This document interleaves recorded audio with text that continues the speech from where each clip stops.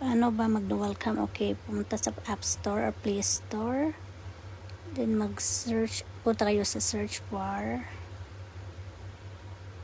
I-search lang ang Messenger. Okay, oy. Then, pag i-update ito, pag tapos na nag-update, then i-open nyo na Messenger. Then, open. Pag tapos na mag-update, then mag-search kayo kung sino gusto tawagan. Pabilihan nyo. I-open nyo lang. Search. Yan na, pwede na dito mag-search sinong tatawagan mo. And then, yung camera. I-press yun lang yung camera. Tsaka lalabas yung normal at tsaka dual. So, punta ka ng dual. Tsaka lang i-hold nyo para makapag-record kayo ng video.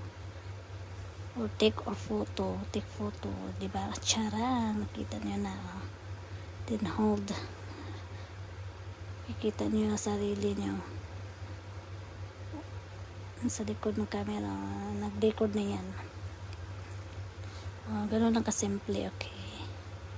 Okay, bye-bye, Zia.